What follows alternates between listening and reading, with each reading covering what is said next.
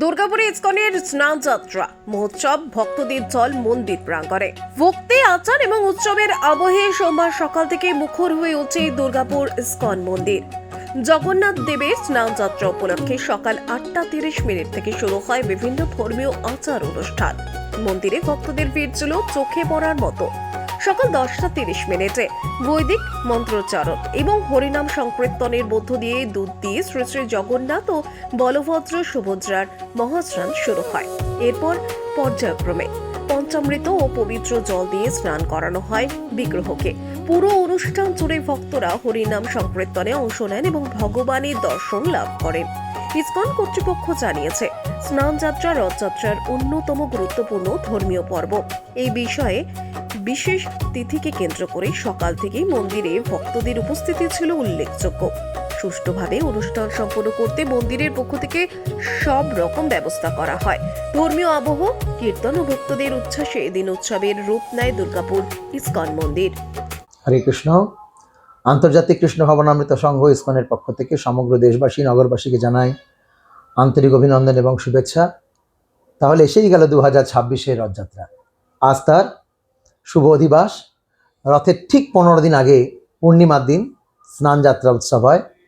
পুরীতেও আজকে মহাসমারোহে এই স্নান যাত্রা উৎসব উদযাপিত হচ্ছে। বিগত বছরগুলির ন্যায় এই বছরেও ইসকন দুর্গাপুরে মহাসমারোহে স্নান যাত্রার আয়োজন করা হয়েছে।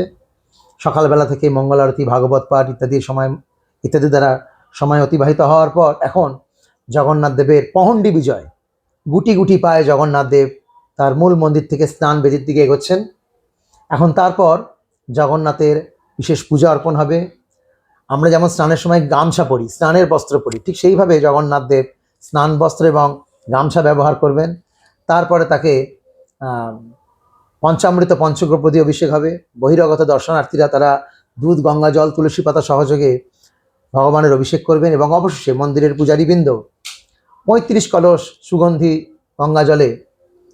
সুগন্ধি মিশ্রিত গঙ্গা জলে জগন্নাথ দেব, 33 কলস জলে বলভদ্র, 22 কলস জলে সুভদ্রা মহারানী এবং 18 কলস জলে সুদর্শন, টোটাল 108 কলস জলে চতুর্ধা বিগ্রহের অভিষেক হবে।